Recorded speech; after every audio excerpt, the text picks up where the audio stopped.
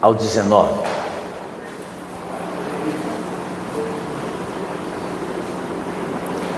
Nós vamos ler esse texto da palavra de Deus. Evangelho de Marcos, capítulo 3, verso 13 ao 19. Preste atenção antes de eu ler esse texto. Marcos 3, de 13 a 19. Preste atenção aqui. Uma das maiores crises que a gente enfrenta na vida é entender qual é o nosso propósito.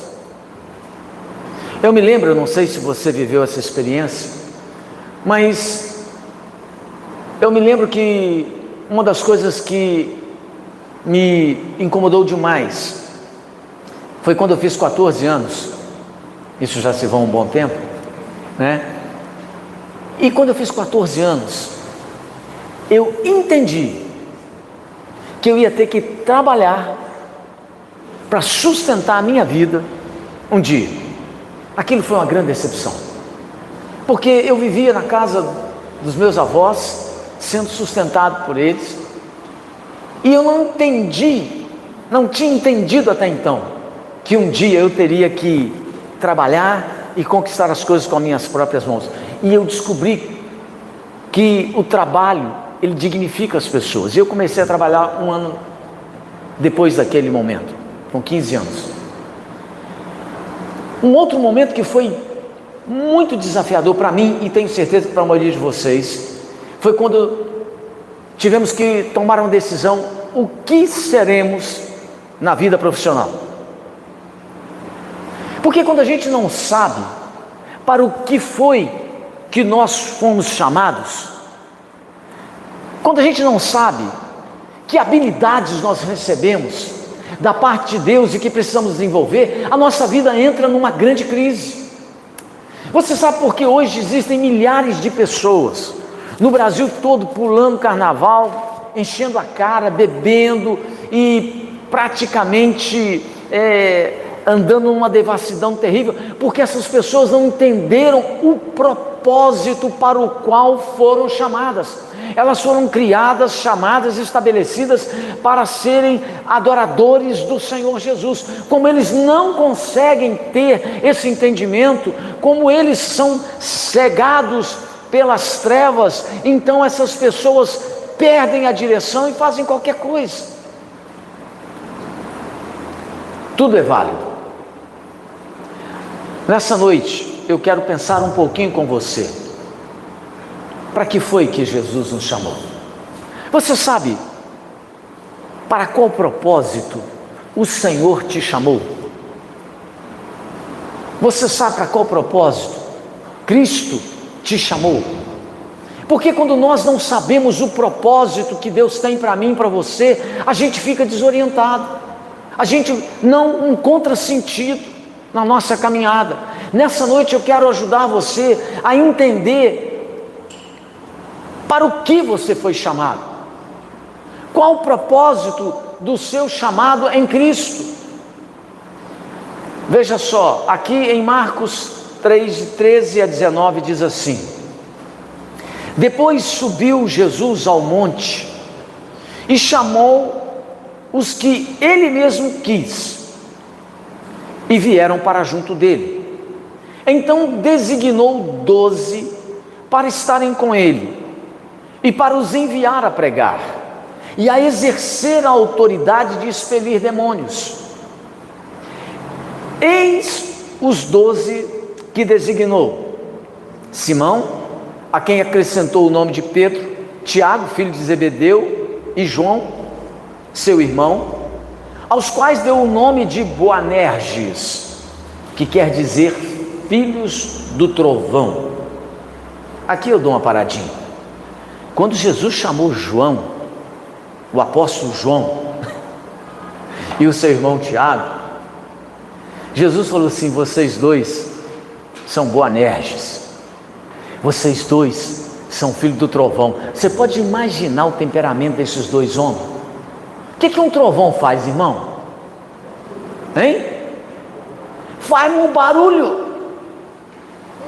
Trovão assusta, faz tremer. Você já viu quando há um trovão, aquilo movimenta a massa de ar, as paredes às vezes, as janelas da casa chegam a tremer. Esses dois camaradas tinham um temperamento terrível. Terrível. Por quê? Porque eles não conheciam o propósito para o qual foram chamados.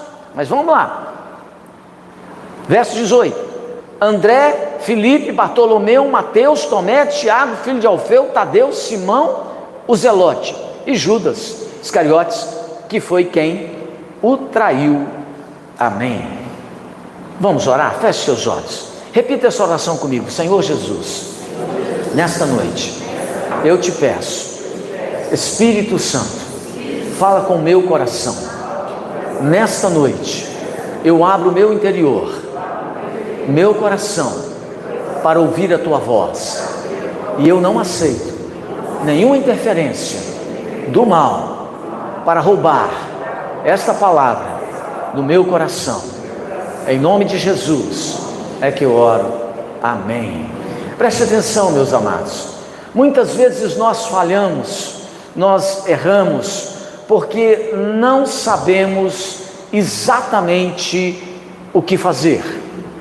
Por exemplo, quando a gente passa uma tarefa para uma pessoa realizar, é necessário que a gente dê alguma orientação mínima, a gente dê a essa pessoa algumas instruções para que ela possa realizar com sucesso aquilo para o que nós a chamamos. É necessário uma orientação mínima. E o que é que Jesus nos chamou para fazer? E o que é que Jesus chamou você que está aqui nessa noite para poder realizar? Para o que é que eu fui chamado por Cristo? O que é exatamente que Jesus quer que eu faça? Veja que nesse texto, a palavra de Deus aponta para mim, para você, sem nenhum tipo de dúvida, qual é o propósito, qual é o desejo e qual é a missão que o Senhor tem para a sua vida, para a minha vida, para todas aquelas pessoas que se aproximam dEle, que se colocam aos seus pés, que entregam a Cristo todo o seu coração e toda a sua vida. Então, quando nós fazemos isso, aqui Jesus revela qual é o propósito, aquilo que Ele quer que você e eu façamos. E o que é que o Senhor quer que você e eu façamos? Veja, em primeiro lugar, Jesus nos chamou para que estivéssemos com Ele. Repita: Jesus me chamou, acima de tudo, para estar com Ele. Preste atenção nisso. O verso 14 diz aí: então designou 12 para estarem com Ele. Meus queridos, não tem coisa mais importante para Cristo, não tem coisa mais importante para o Senhor Jesus do que esse momento. O Senhor chamou você antes de trabalhar, antes de você fazer qualquer coisa para Ele. Jesus chamou para que você estivesse com Ele. Jesus tem um objetivo muito claro. Ele quer que você conviva mais próximo dEle. Muitas vezes a gente corre de um lado para o outro, tentando alcançar os nossos alvos, bater as nossas metas, que nós ficamos sem tempo para estar com Cristo, sem tempo para estar com Jesus. Nós precisamos entender que a obra do Senhor, ela não é mais importante do que o Senhor da obra. Antes de você ser chamado para trabalhar na obra de Deus, o Senhor Jesus te chamou para que você estivesse com Ele, tivesse intimidade com Cristo. Ter comunhão com Jesus é mais importante do que qualquer outra atividade.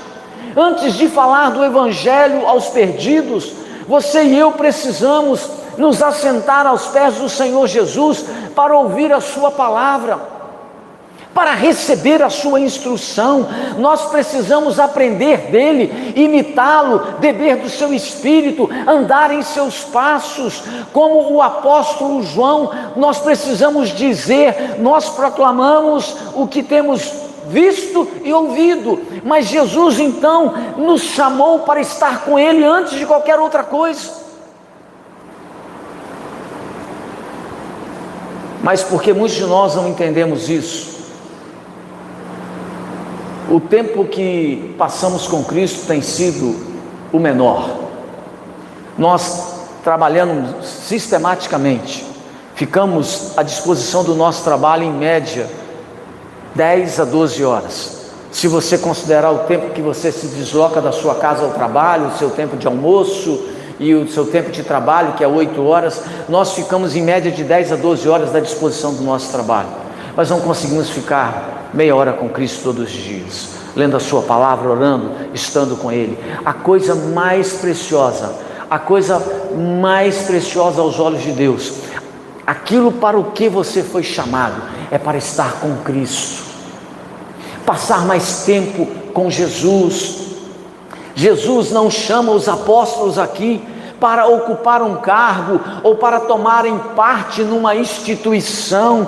A Bíblia diz que Jesus chama esses homens para si mesmo. Ele tem muito a ensinar esses homens têm muito a aprender com Jesus. Jesus é um modelo de caráter, porque você precisa entender que quanto mais tempo você e eu passamos com Cristo, mais Ele trata o meu caráter, mais Ele trata a sua vida, mais Ele transforma o nosso coração, porque o caráter determina a qualidade do serviço que nós vamos prestar a Ele, e a formação do caráter vem antes do serviço. Então você precisa gastar mais tempo para estar com Cristo, para que Ele possa trabalhar o seu temperamento, para que Ele possa tirar do seu coração essa irritabilidade, para que Ele possa fazer com que passe longe das suas emoções esse estupim curto, para que você possa estar com Ele e Ele então possa trabalhar o seu coração, o seu caráter, para que o seu serviço prestado a Ele seja um serviço apropriado. Quantas pessoas, diante das suas falhas, costumam dizer assim: não, esse é o meu jeito de ser, eu sou estourado assim porque meu pai era assim, meu avô foi assim, meu bisavô foi desse jeito e eu também. Deixa eu te dizer uma coisa, você precisa entender que a coisa mais preciosa, a principal, para a qual você e eu fomos chamados, é para estar com Cristo, porque à medida que nós estamos com Cristo, na sua presença, orando, lendo a sua palavra, tendo comunhão com Ele, Ele trabalha o nosso caráter, Ele transforma a nossa vida, Ele molda o nosso coração. Quando você ouvir alguém dizer assim: não, esse é meu jeito de ser, não, eu sou assim estourado porque lá em casa, é porque essa pessoa não está passando tempo com Cristo. O apóstolo Paulo escreveu algo muito sério, e você e eu conhecemos de cor, mas na hora de colocar em prática a gente sente muita dificuldade.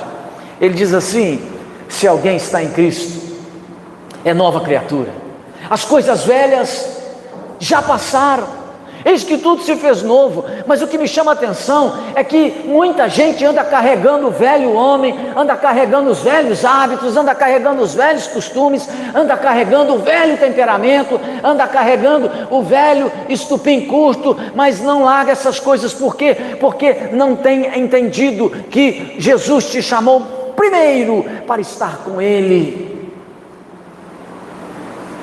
Porque quando nós estamos com Cristo, aos seus pés, bebendo da sua palavra, imitando, então nós vamos aprender. E Jesus disse: aprendei de mim, que sou manso e humilde de coração.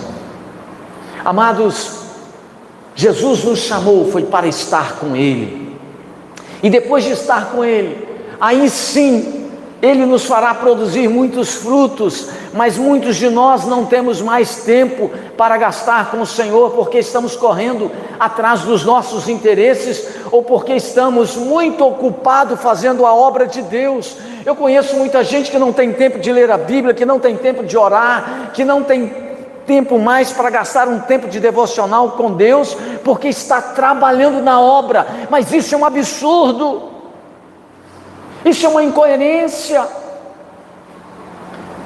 E quando a gente não para para estar com Cristo o tempo necessário. Sabe o que acontece? Sabe o que eu percebo que acontece com muita gente?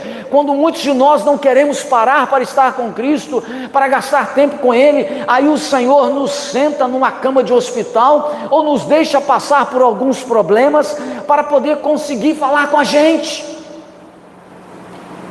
O que Jesus deseja de mim, o que Jesus deseja de você, é que nós estejamos juntos dEle, caminhando lado a lado com Ele. A chamada que o Senhor Jesus faz para mim e para você, é para que nós possamos ter mais comunhão com Ele, intimidade com Ele, vida com Ele. Jesus nos chamou para que nós possamos passar mais tempo com Ele, em oração, em leitura da sua palavra, em comunhão com Ele, para que possamos ter um relacionamento mais profundo com Ele.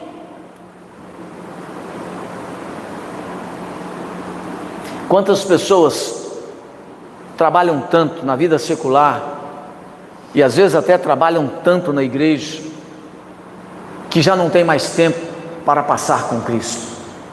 Você e eu precisamos tomar cuidado, porque o Senhor nos chamou para estar com Ele, antes de qualquer outra coisa.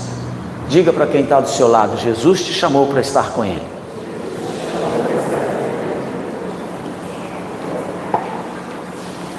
Em segundo lugar, Jesus nos chamou para pregar o Evangelho. Aqui não há novidade. O verso 14 da palavra de Deus diz assim: então designou 12 para estar com Ele e para os enviar a pregar. Aqui está mais uma vez o comissionamento de Jesus para mim e para você. Quando você abre a palavra de Deus lá em Lucas, no Evangelho de Lucas, no capítulo 9, no verso 2 e 6, você vai encontrar o seguinte: também os enviou a pregar o reino de Deus. Então, saindo, percorriam as aldeias, anunciando o Evangelho. Primeiro, Jesus nos chamou para estar com Ele. Por que é tão importante primeiro estar com Cristo? Porque quando nós estamos com Cristo primeiro, nós vamos entender qual é a nossa missão, qual é o propósito para o qual Deus estabeleceu a minha e a sua vida. Depois de estar com Cristo, nós vamos receber autorização, graça, unção, mais presença do Espírito Santo para anunciar a sua palavra. Tem muita gente que quer pregar a palavra de Deus sem estar com Cristo. Tem muita gente que quer anunciar a palavra de Deus sem passar tempo com Jesus. Querem ver? Lá em Atos dos Apóstolos, tem uma passagem que diz que Paulo estava pregando e anunciando o reino de Deus, e expulsando demônios e curando gente, que alguns rapazes ficaram impressionados com aquilo que eles viram Paulo fazer. E esses rapazes, eles então resolveram pregar a palavra de Deus, mas sem estar com Cristo. Resolveram pregar a palavra de Deus sem passar tempo aos pés de Jesus. E a Bíblia diz então que eles saíram e encontraram uma pessoa endemoniada, e eles começaram a expulsar o demônio desse camarada e a dizer assim: eu te repreendo em nome daquele que Paulo prega, em nome de Jesus. Os demônios disseram para aqueles rapazes: eu conheço, eu sei quem é Cristo e conheço Paulo, mas e vocês, quem são? E aí a Bíblia diz que aquele endemoniado voou naqueles rapazes, deu um couro nele, que eles saíram todos machucados. Sabe por quê? Eles tentaram pregar, sem antes passar um tempo necessário com Jesus. Você e eu fomos chamados para pregar o Evangelho. Paulo, por exemplo, tinha uma consciência tão clara dessa missão e chamado que Deus havia dado a ele, que lá em 2 Timóteo, no capítulo 4, verso 2, ele diz assim: prega a palavra, insta, quer seja oportuno, quer não, corrige, repreende, exorta com longanimidade e doutrina. Lá em 1 Coríntios 9,16, Paulo chegou mesmo a dizer: porque ai de mim se não pregar o Evangelho.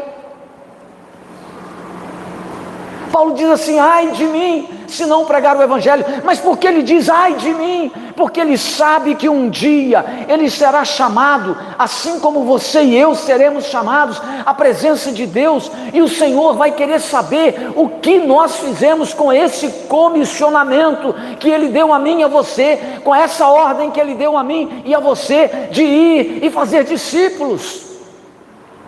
E Paulo diz assim, ai de mim se não pregar o Evangelho, porque um dia eu estarei diante de Cristo, e que desculpa eu vou dar? Quais serão os meus argumentos para dizer, não fui, não preguei, não evangelizei, não testemunhei no meu ambiente de trabalho, na minha família, na faculdade, no ambiente onde eu vivo? Paulo diz, ai de mim se não pregar o Evangelho.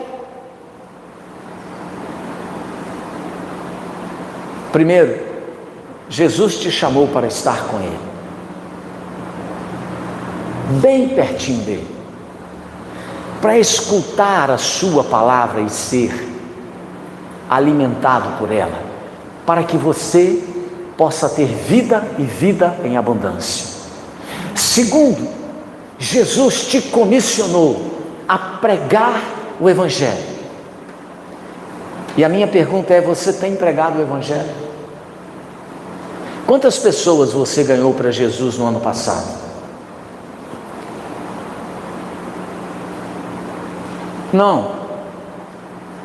Não atribua essa responsabilidade só a mim.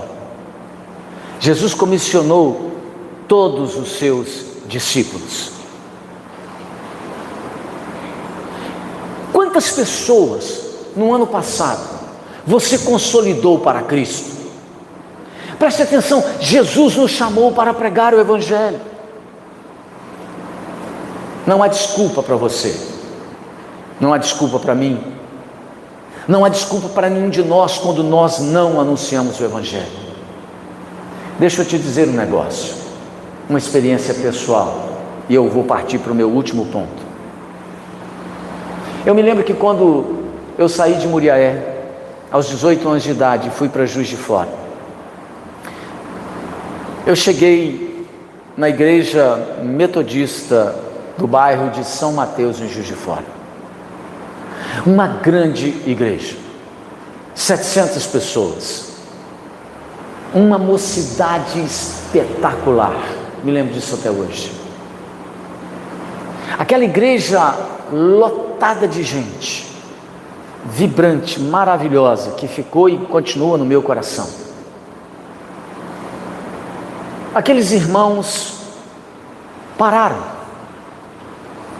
eu não os via evangelizar, e eu fiquei assentado no banco da igreja durante o meu primeiro ano todinho, observando, assentado, observando. Um dia, um jovem se levantou e veio até mim e falou assim, Robert, eu estou indo todo domingo de manhã numa congregação da nossa igreja, no bairro Dom Bosco, um lugar muito perigoso na época, hoje já melhorou muito, mas muito perigoso, fazendo trabalho na escola dominical com muitas crianças carentes, tipo a nossa igreja ali no Aparecido, não é? E você não gostaria de me ajudar? E aí eu falei com ele assim, você me dá 40 dias, que eu vou te responder. E 40 dias eu orei e jejuei, para que Deus me desse uma direção, e Deus falou comigo assim, vai, porque eu vou te usar. E aquela igreja de 700 pessoas, teve 4 rapazes que decidiram ir, eu fui um deles. E lá eu comecei a fazer aquilo que eu nunca tinha feito. Lá foi a minha primeira escola de pregação. Eu comecei a visitar as pessoas à tarde e a pregar a palavra que eu não sabia pregar. Eu comecei a pregar ali, comecei a anunciar a palavra de Deus, a subir em lugares perigosos. Coloquei minha vida em risco. Me lembro que uma vez os traficantes me disseram, mandaram um recado para mim, se você continuar subindo aqui, nós vamos mandar bala de cima para baixo. Me lembro que numa dessas vezes, quando eu decidi pregar o Evangelho como membro da igreja, não era pastor, não era nada, eu era só membro da igreja, eu só não aceitei ficar sentado no banco, sem produzir nada, sem frutificar para coisa nenhuma, só criticando, vendo os defeitos. Eu não sou desse tipo, não quis ser desse tipo, decidi trabalhar. E então me lembro que quando eu trabalhei, que essas ameaças vieram, elas não me intimidaram, pelo contrário, elas me encorajaram. Pensei comigo, se eu morrer por causa da pregação do evangelho, vai ser melhor. E me lembro que uma das coisas que mais me marcou, entre muitas que me marcaram, uma das que mais me marcou foi num sábado, quando eu decidi ir para aquele local, num sábado à tarde, que eu poderia estar descansando. Eu trabalhava como você, eu batia cartão 7h11 da manhã e batia cartão 6h11 da tarde, e ainda ia para a escola, porque eu fazia um curso técnico. E no sábado eu poderia ficar descansando, estava muito cansado. Não, eu decidi ir evangelizar à tarde nesse local. E eu estava subindo nesse local, havia um camarada sentado na porta de um barraco, e eu cheguei e me apresentei, porque esse era o meu hábito. Eu dizia assim: olha, meu nome é Robert, eu sou ali da igreja metodista, e eu vim aqui, quero fazer um convite para você estar com a gente logo mais à noite. Nós vamos ter um culto, e vai ser uma bênção, e Jesus pode mudar a sua vida e tal. Aquele homem me encarou, olhou, ele estava sentado no chão ele ficou, um olhar estranho, e ele disse assim: pastor, ele me chamou de pastor, não era pastor, pode contar comigo, eu vou comparecer lá. E eu me lembro que à noite tivemos o culto e eu não vi aquele camarada. Esse foi um dos fatos. No outro dia, no domingo de manhã, eu fui para a escola dominical lá e voltei à tarde para evangelizar de novo naquele bairro, naquele mesmo local, passando por aquele local. Eu falei assim, lembro da pessoa até hoje, lembro do nome desse camarada até hoje. O nome dele era Márcio. Eu perguntei o nome, ele lembra até hoje. Eu falei assim: gente, eu conversei aqui ontem à tarde com o Márcio, convidei o Márcio para estar no culto, para ouvir a palavra de Deus. Cadê o Márcio? Ele não apareceu. Aí as pessoas abaixaram a cabeça, olharam para o chão. Eu falei: mas o que houve? Cadê o Márcio? Ele falou assim: pastor, o Márcio não aceitou o seu convite de ir no culto ontem à noite, porque ele foi fazer um assalto, e nesse assalto ele morreu.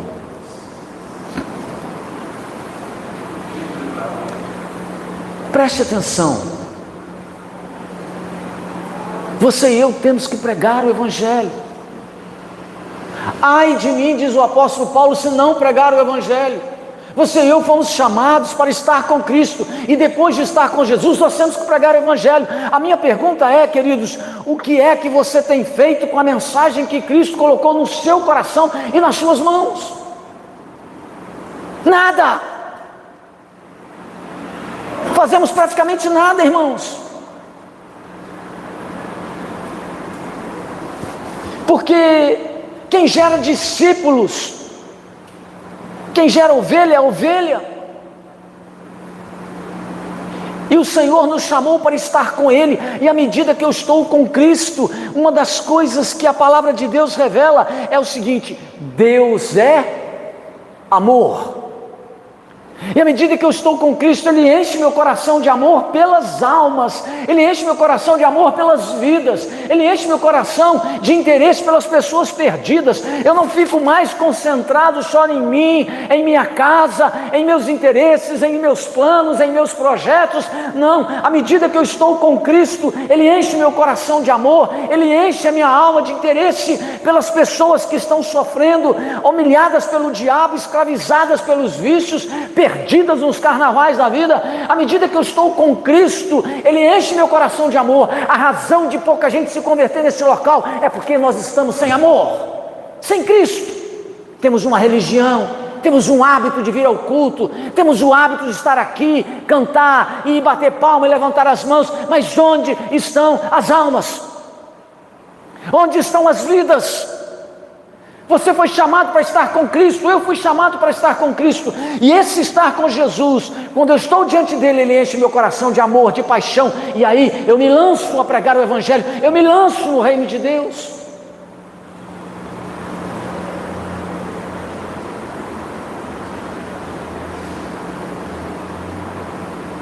Volto a te perguntar: você tem pregado o evangelho? Essa fé que você declara em Cristo, ela tem se traduzido em serviço?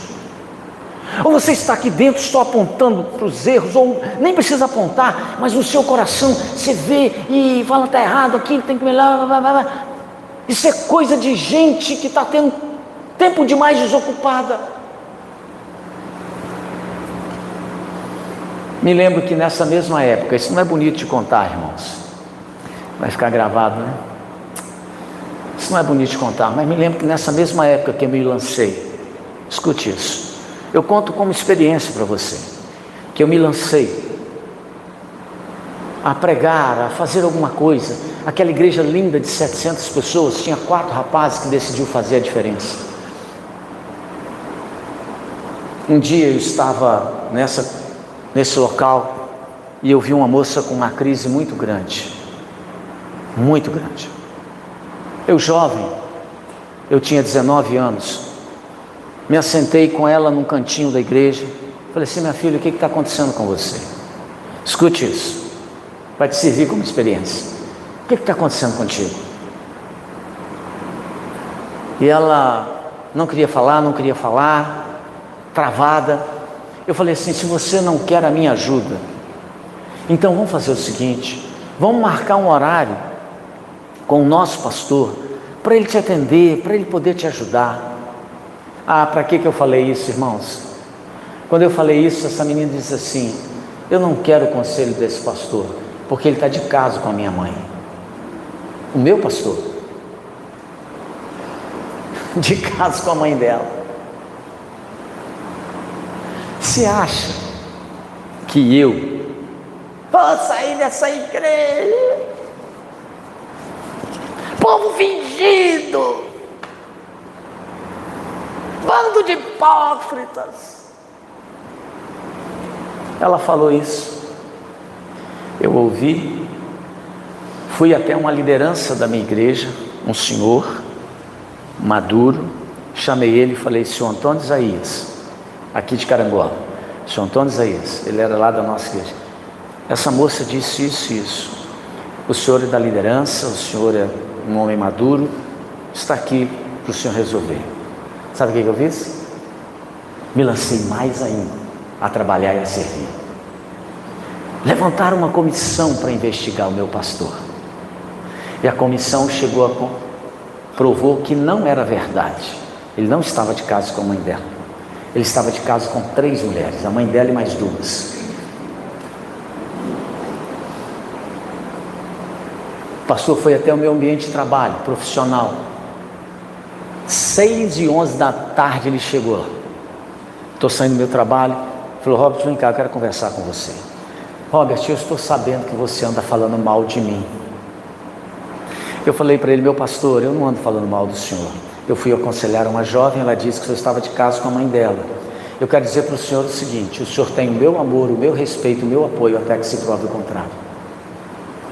Nunca falei mal dele, nunca abandonei meu trabalho, não deixei de servir, não troquei de igreja, não deixei de ser crente, não abandonei a fé. Meu pastor foi disciplinado, afastado do ministério por causa de caso com mulheres, 3 mulheres, mas eu continuei servindo a Cristo, porque o meu chamado foi para servir a Cristo.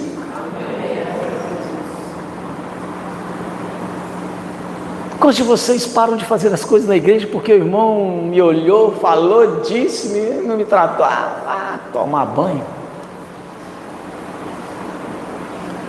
Jesus me chamou para estar com Ele, e depois de estar com Ele, eu preciso e fui comissionado para pregar o Evangelho. E eu vou deixar de pregar o Evangelho porque alguém do meu lado tropeçou, porque Judas me traiu. Pastor, é igual eles falam mal da água, de fogo do meu pai, os 2 juízes, não assuntam o juiz Vinícius, e volta aí e compra para trabalhar em casa. Os 2 juízes da cidade, igual o pastor dos Inquitas, no dia que o povo vai dar da cidade. Aí você fala, os 2 juízes da cidade compram a terra.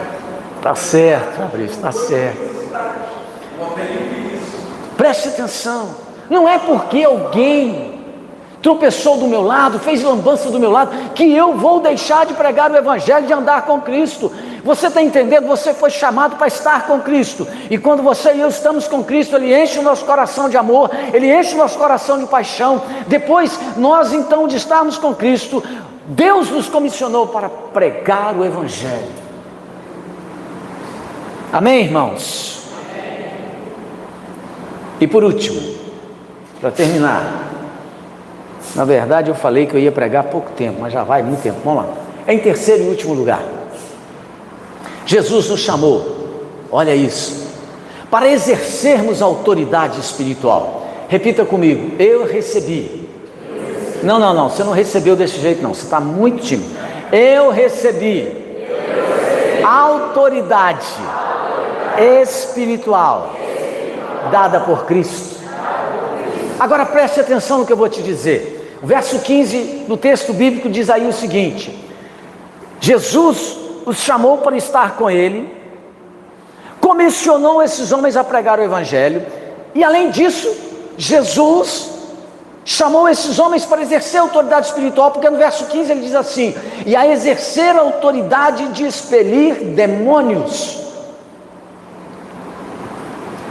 Você sabia que um dos privilégios de se estar com Cristo, de gastar tempo com Ele, de orar, de ler a sua palavra, de jejuar, é que você recebe autoridade espiritual? Você é uma autoridade espiritual quando caminha com Cristo, quando anda na presença de Cristo, quando você tem relacionamento e comunhão com Deus, você recebe autoridade espiritual. Deixa eu dizer um negócio. Eu passei 18 anos da minha vida sem entender isso. Eu nasci e fui criado na igreja, mas não era convertido. Me converti aos 16 anos, mas eu não conhecia essa realidade da autoridade espiritual. Como vocês que estão aqui, eu ouvi o pastor falando: não, porque podemos repreender os demônios e tal. Nunca soube o que era isso. Nunca soube o que era isso. E aí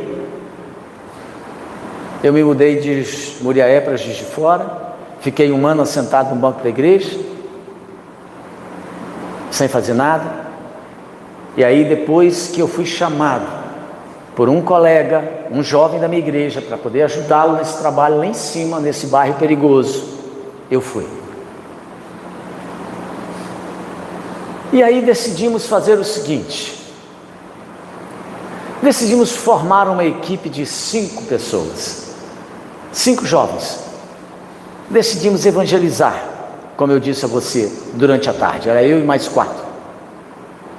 E um dia, numa tarde de domingo, com o sol rachando, 2:30 da tarde, eu bato na porta de uma pessoa que eu não conhecia.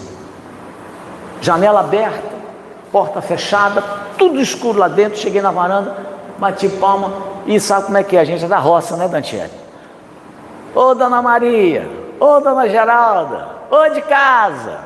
A gente sai gritando porque Maria, Geralda, o José é o nome, mas ô de casa.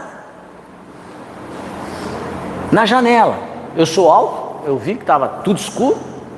Aí ouvi uma voz vinda daquelas sombras, daquela escuridão: pode entrar, a porta está aberta. Eu, hein? Pode entrar num lugar todo escuro desse? A porta está aberta. Eu olhei para os outros 4 companheiros, falei assim: já que falou que pode entrar, não, vamos empurrar a porta e vamos entrar. Empurrei a porta e entrei, irmão. Eu não enxergava um palmo além do nariz, tão escuro estava o lugar. E eu fui seguindo aquela voz: pode vir, eu estou aqui. Irmãos, literalmente eu fui apalpando o escuro, achei o interruptor. Quando eu cliquei no interruptor, eu estava dentro de um quarto de casal, uma dona em cima da cama, toda machucada, cheia de roxo, tinha apanhado do marido naqueles momentos, toda machucada, inchada. Nós 5 levamos aquele susto. Aí eu me apresentei, disse que era da igreja metodista, nós todos estávamos ali para falar de Jesus. E essa mulher começou a falar. Eu estou falando da minha primeira experiência, depois de muito, mas essa eu quero contar, porque vai te ajudar. Essa mulher começou a falar da agressão. Não tinha nem a lei, Zecão, da Maria da Penha, não tinha não. Senão o cara estava na cadeia. Não tinha naquela época. Começou a falar que o marido subiu na cama, chutou ela com a bota, que não sei o quê. Eu pensei comigo assim, quando ela começou a falar, falei assim, se esse homem está aqui dentro de casa, ele vai chegar aqui igual um leão para dar confusão. E eu estava próximo da cabeceira da cama, decidi botar a mão na cabeceira da cama para fazer assim, se ele estiver dentro de casa e aparecer, vai ter que passar por cima de mim primeiro. E eu sou essa fortaleza toda que você conhece. Irmãos, eu acabei de pensar em botar a mão na cabeceira da cama, o homem saiu de um quarto escuro, igual um leão, macarrão caindo pela boca agarrada, e ela reclamando dele, e ele entre mim e ela na mão. Olha, irmãos, eu vou dizer uma coisa para você, o diabo, ele é muito real. Aquele homem parado do jeito que estava, ele teria ganhado a medalha de ouro em salto em altura, sem tomar distância, porque ele parado estava, ele deu um pulo, passou por cima da minha mão, e eu sou alto, estava aqui, passou por cima da minha mão e caiu agarrando a garganta dela e matando a mulher, na minha frente e na frente de todo mundo. Juntou eu e mais 3 homens para arrancar o cara de cima da mulher. Quem disse que nós arrancava o cara de cima da mulher? O homem tinha uma força de um leão, mas o seu pastor não sabia que tinha autoridade espiritual. Eu sabia teoricamente, eu nunca havia repreendido demônio, eu nunca tinha expulsado um demônio, eu nunca soube como é que era esse negócio. E aí a mulher morrendo, roxeando, um dos rapazes, não eu, mas um dos rapazes entendeu, lembrou que ele tinha autoridade, abriu a Bíblia, começou a ler um texto, eu te repreendo em nome de Jesus, e o homem bum, caiu no chão, desmaiou, desacordado. Eu falei assim, nunca mais eu quero passar por isso. E a partir daquele dia eu comecei a buscar em Deus a autoridade espiritual. E aí o Senhor foi me dando discernimento para usar essa autoridade espiritual. Um dia eu estou tomando o ônibus da cidade de Juiz de Fora para ir para esse local. O ônibus lotado num horário de pico. Esse cara entra dentro do ônibus endemoniado, mas já entra endemoniado, fazendo um arruaço. Eu já estava lá na frente do ônibus, lotado. Quando ele me viu, ele começou, eu não presto não, mas esse daí, ó, é correto, é justo. Irmão, de onde eu estava, eu dei uma ordem. O bicho assentou, baixou a cabeça e quietinho ficou. Eu ia expulsar demônio dentro de um ônibus, numa cidade igual Juiz de Fora, cheia de gente, dentro do ônibus. Ele desceu calado onde eu desci e foi para a casa dele calado.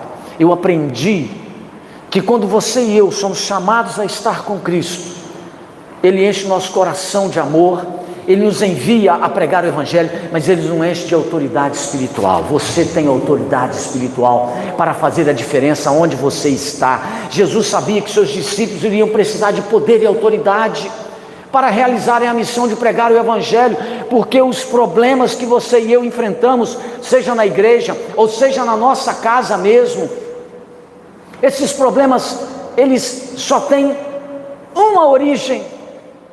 Eles vêm do inferno, eles vêm do diabo, e você e eu precisamos exercer a autoridade. Quem está em Cristo, quem tem intimidade com Jesus, tem autoridade para resistir todas as fortalezas do diabo, todas as ações de Satanás. A autoridade não é nossa, ela é uma autoridade delegada, é uma autoridade que vem do alto. Essa autoridade está no nome poderoso de Jesus, e quem deu essa autoridade a mim e a você foi a maior autoridade do universo, que é o Senhor, o nosso Deus, o Todo-Poderoso de Israel. Israel, aquele diante de qual todo joelho vai se dobrar, aquele diante de qual toda língua um dia confessará que Ele é Senhor e Deus.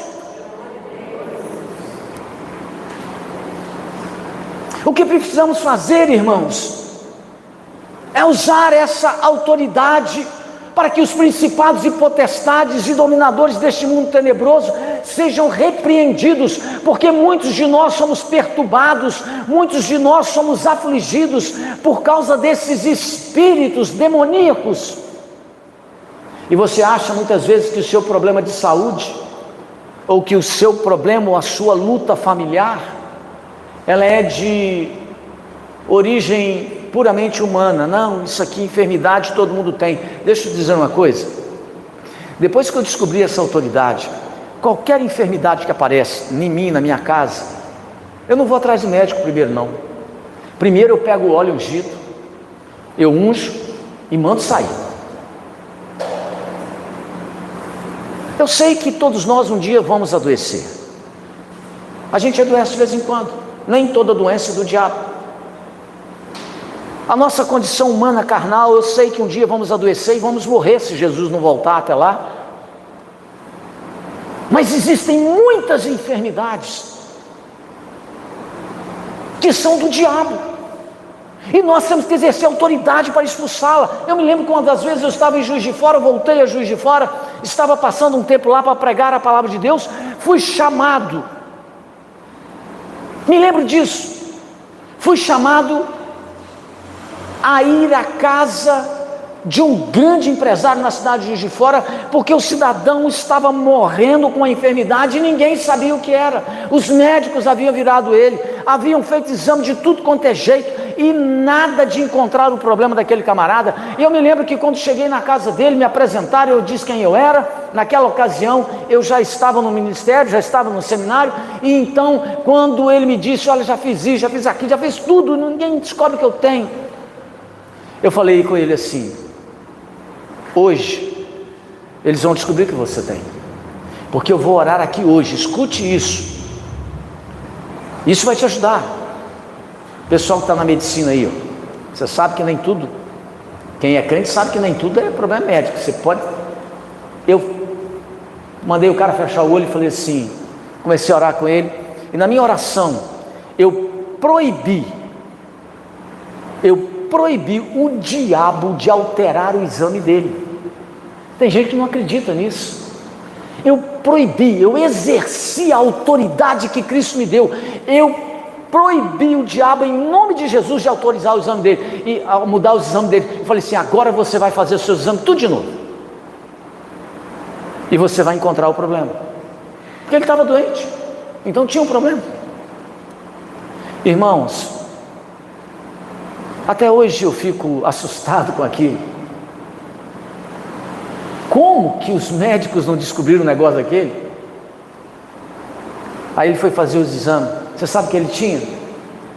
Ele tinha tuberculose. O cara tossia. Se eu sou médico, vou atender um cara que está tossindo, eu vou olhar o pulmão, quero exame, quero saber tuberculose. Ele tinha tuberculose. Eu não peguei tuberculose, mas ele tinha. Descobriu, foi fazer o tratamento, sabe por quê? Porque o diabo estava alterando o exame dele. Como é que isso acontece? Eu não sei. Como isso se dá? Também não sei. Eu só sei de uma coisa: o Senhor me deu autoridade para, no nome de Jesus, expulsar os demônios, e é isso que eu vou fazer, é isso que você tem que fazer, querido. Você tem autoridade espiritual. Preste atenção, eu estou encerrando. Nós precisamos tomar cuidado para não perdermos essa autoridade. Quando você abre a sua Bíblia lá em Juízes, no capítulo 16, você tem a história de um homem extraordinário, de um homem fantástico, chamado Sansão. Sansão, ele é um cara único, mas a Bíblia diz que ele perdeu a sua autoridade espiritual quando ele pecou, não se arrependeu, quando ele entristeceu e permaneceu no pecado, entristecendo o Espírito Santo. E aí o Espírito Santo saiu da vida dele, Deus se afastou da vida de Sansão, e Sansão perdeu a sua autoridade. A força que Sansão tinha não era humana. Sansão, irmãos, não é uma historinha inventada pela Bíblia. O cara era extraordinário. Ele enfrentava um exército sozinho. Ele matou o leão com as suas próprias mãos, sem nada ter nelas. Não tinha lança, não tinha espada, não tinha faca, não tinha revólver. Ele era um cara extraordinário, porque a autoridade que estava sobre ele, a unção de juiz que estava sobre ele, era algo espiritual. Ninguém poderia resistir a esse homem, como não resistiram. E por 20 anos ele julgou Israel, por 20 anos ele humilhou os filisteus, ele levou o portão da cidade de Gaza nas costas. Um cara extraordinário. Mas o que aconteceu? Ele perdeu a sua unção, ele perdeu a sua autoridade espiritual, por causa do pecado. O pecado roubou dele tudo, e não apenas roubou a autoridade espiritual. A Bíblia diz que ele perdeu a visão, porque os filisteus furaram os seus olhos. Ele perdeu a liberdade, porque os filisteus colocaram correntes nas suas mãos, depois que cortaram o seu cabelo. Quando ele dormiu no colo de Dalila, ele perdeu a sua força, e o pior, ele perdeu a sua autoridade espiritual. E por fim a Bíblia diz que ele acaba perdendo a própria vida. Preste atenção. Para que foi que Jesus te chamou? Para estar com Ele, ter comunhão com Ele, para que Ele possa encher seu coração de amor, de paixão, trabalhar o seu caráter, transformar o seu temperamento, a sua vida. Depois de estar com Ele, Ele te enviou para pregar o Evangelho, para proclamar o reino de Deus, para anunciar as boas novas da salvação, para que você abra os seus lábios no ambiente de trabalho, na sua casa, na sua faculdade, onde você estiver, para que você brilhe, para que você seja sal do mundo e luz da terra. E por último, Ele te chamou para exercer autoridade no nome de Jesus. Exerça autoridade. Essas lutas que você tem tido, ore sobre elas, mas exerça autoridade. Quando eu tenho lutas, irmãos, e eu não tenho discernimento, você sabe o que eu faço? Eu falo: Deus, eu não sei se isso é luta natural, porque existem coisas naturais, não é verdade? A gente tropeça e cai. Você está andando de bicicleta, levou um tombo. O diabo pode fazer, mas às vezes é natural de quem anda de bicicleta, né, Alexandre? A gente cai mesmo, né? Já caí tantas vezes. Escorregou. O Fabrício animado aí, escorregou. Mas, se eu não tenho discernimento, a primeira coisa que eu faço é orar. Falo: Deus, eu não sei se o diabo está nessa jogada, mas se tiver, eu estou repreendendo esse espírito de confusão, esse espírito de enfermidade, esse espírito de contenda. Eu estou repreendendo em nome de Jesus. Eu não aceito. Eu exerço autoridade. Você foi chamado para estar com Cristo, para pregar o Evangelho e exercer a autoridade. Vamos ficar de pé. Eu quero orar com você. Eu saí de casa hoje falando assim: vou pregar 20 minutos, porque é carnaval, tudo mais.